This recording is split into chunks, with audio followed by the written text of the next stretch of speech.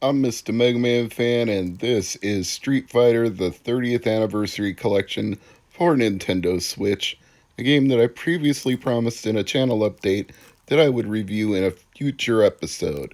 As you can see here, it's got 12 arcade classics, all in one, quote, essential game, unquote, and it's compatible with the Switch Pro controller for up to 1 to 4 players or 1 to 8 in tournament mode, and it does have offline and online support.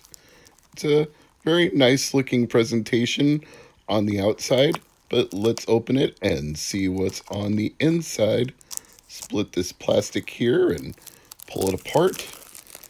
And it didn't promise any extras inside, but you never know.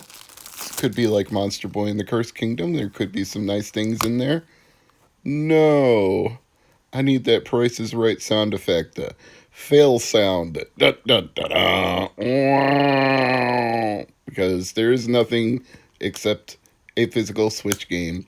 But since it only cost me $18 in tax, I'm not overly upset because at least I still have a physical copy of the game for now and forever, all on a Switch cartridge. So, let's get down to the matter of trying it out. Now, of course, this was the day my Switch decided to not cooperate with the Wi Fi, and then to make matters worse, once I put the game in, it was like, oh, you've got to download an update now. So I was like, oh, great. I need to go reset my Wi Fi extender and see if these things will play nice. But once I did that, it downloaded the update in just a couple of minutes flat. So I was able to get right into the Street Fighter 30th Anniversary compilation. Now, there's 3 things you should know about Mr. MegaManFan when it comes to Street Fighter games. First of all, I am a huge Capcom mark, obviously, because I love Mega Man. So, I'm also a mark for the Street Fighter series. The second thing you should know is that I'm pretty much garbage at fighting games. The only ones that I've ever been even moderately decent at are Smash Brothers and Soul Calibur. As much as I'm fondly nostalgic for the Street Fighter games and truly do love some of these characters, I even have a painting of Chun-Li in my office. It doesn't mean that I'm good at Street Fighter games, it just means that I like them. And the third thing you should know is that I'm actually not familiar with the arcade versions one bit. Never played Street Fighter in an arcade ever that I can recall. All the times I ever played Street Fighter were pretty much on a Super Nintendo or a Dreamcast. So when it says that it's got the original arcade versions, that's absolutely wonderful for preservation, for authenticity, for the most ideal experience in terms of what it would look and sound like. But in terms of me actually being able to perform combos and special moves, we're looking at more likely to happen on a Super Nintendo or a Dreamcast. So, yeah, I'm not expecting me to do very well on most of these Street Fighter games, but that won't stop me from going through it and playing some of it for you here on the channel, just like I'm going through a little bit of this history of the Street Fighter timeline, which they helpfully included in this compilation.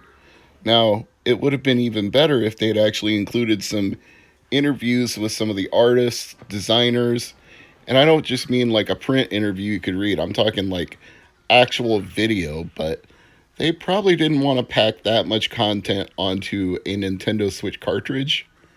But then again, they could have made that stuff downloadable when it downloaded the latest update for the game. They could have also thrown that in as well. I don't know.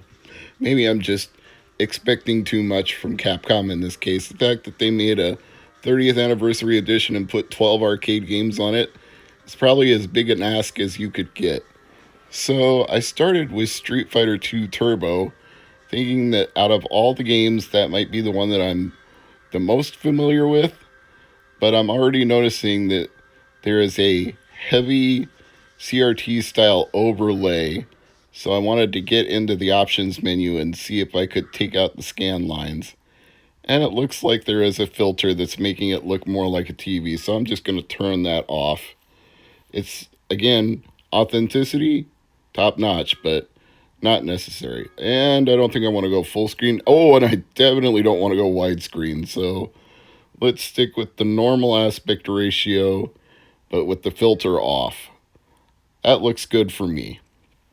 And of course, this arcade game is set to free play, so that's probably the other reason I never got any arcade experience on Street Fighter, because why was I going to pump multiple dollars of quarters into something where I would either get my butt kicked by the computer or a human opponent? You know, here comes a new challenger, and then have my butt promptly mopped up all over the place because I never had a chance to quote unquote get good at anything except home console versions.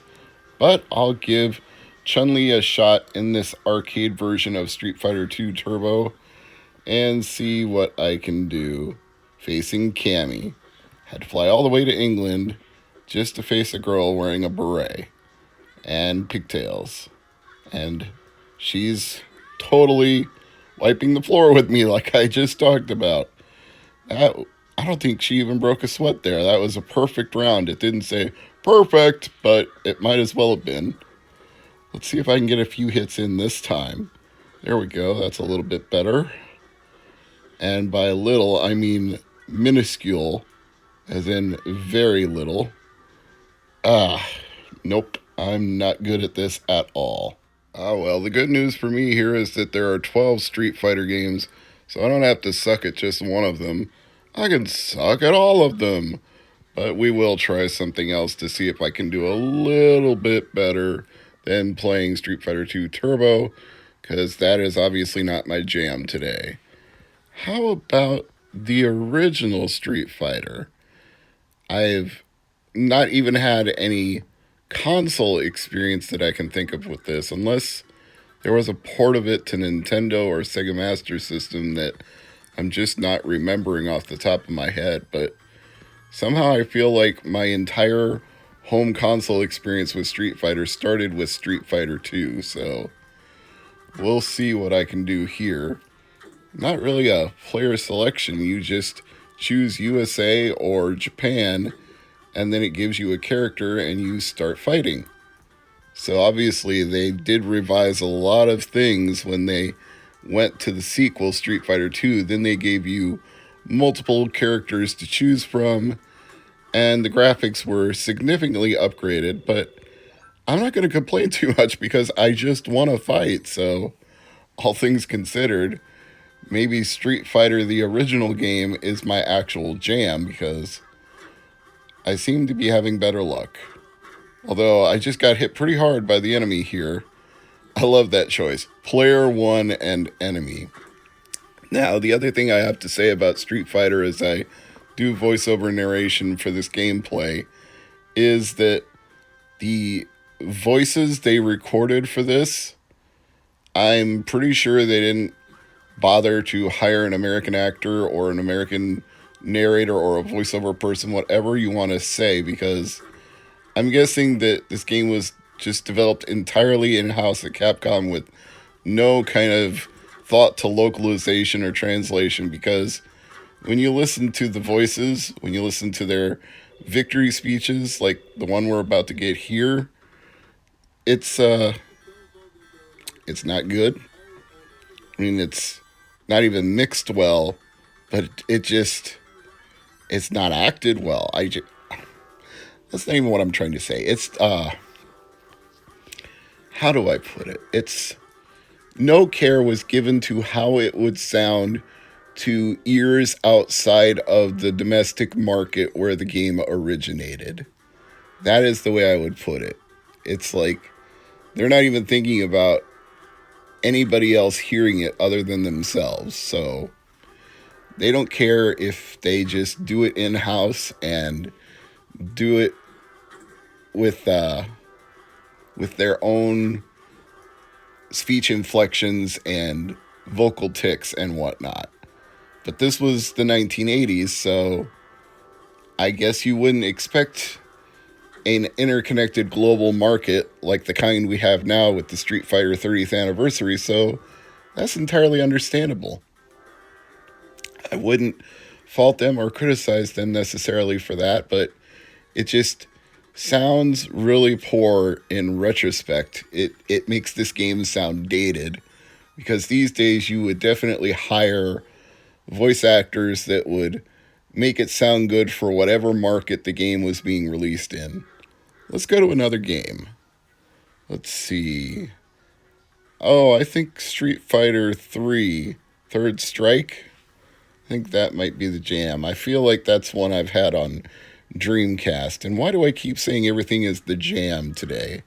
I feel like I should have a can of some sort of preserves for all the times I say jam. If I had a jar of Schmuckers for every time I said jam, I'd just be rolling in peanut butter and jelly sandwiches right now. I'd jam it up.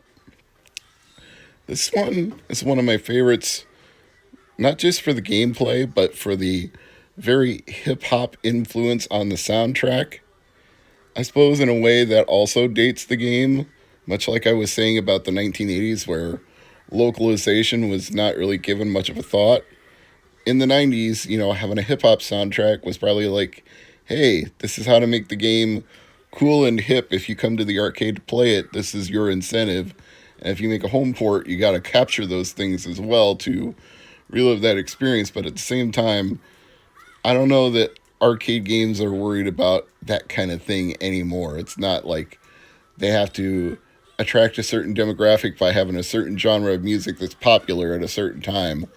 In fact, I think if you get people to go to an arcade at all, it's either a retro nostalgia arcade like the barcades that I talk about in some of my videos, or you get them to go to a Dave and Buster's where it has a bunch of ticket games. I don't see that much demand for like brand new arcade games, except if they're like multiple player barcade style, like Pac-Man 4-player versus. There just doesn't seem to be like, oh, again, lack of words all of a sudden. Having brain farts today. Okay, here's how I'm gonna put it. If you walked into an arcade in the 1980s, now I realize that a lot of you are just completely baffled by that, but that's the generation that I grew up playing video games. But if you walked into an arcade in the 1980s, when they were just everywhere, every mall, every pizza chain, everything had an arcade, you would see dozens of different games, and you'd see a new one every month or two because there was just a constant influx of new types of games. Shooting games, racing games, platform games, fighting games. There was always something new that hadn't been tried before, and there was always a reason to try something new to see what would entice people to fork over their quarters en masse. So in 2019, what is the incentive to do that? There's not going to be an influx of arcade games to that degree because more people play games at home or on their phones than actually go to arcades unless they specifically go to get an arcade experience, but it's not ubiquitous. There aren't arcade games everywhere like there used to be where they were all competing for your quarter. And the amount of research and development that goes into games seems to go into home console games because at this point, the games you can play at home are going to be as good or better than the arcade games. It used to be the other way around. You would go to the arcades to play the best quality games, and then you'd get a home port if you were lucky, and you'd compare how it stood up to the arcade version, and you'd be like, oh, this is pretty close to the arcade, or man, this sucks. I'm going back to the arcade. That was way better. Oh, that was the era I came from, and now there is little to no distinction between the quality of an arcade game and a home game. And quite frankly, there's a lot of experiences you can have playing on a home console that you could never have in an arcade because you would not be able to play an RPG in an arcade. You couldn't stand there for hours on end playing a game like that. And a sports game where you're going to play your way through an entire season and save your progress and come back and try to beat another team, again, arcades are really not going to lend themselves to that kind of experience.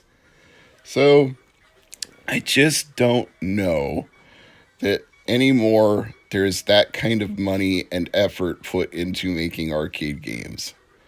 But that doesn't mean can't live the experience on this 30th anniversary collection. So, even though I proved to be garbage at most of these, I still had fun playing them, and it's a side of Street Fighter I never got to experience until this 30th anniversary collection, so I'm very grateful it exists. Thumbs up to this one. Mr. Mega signing out.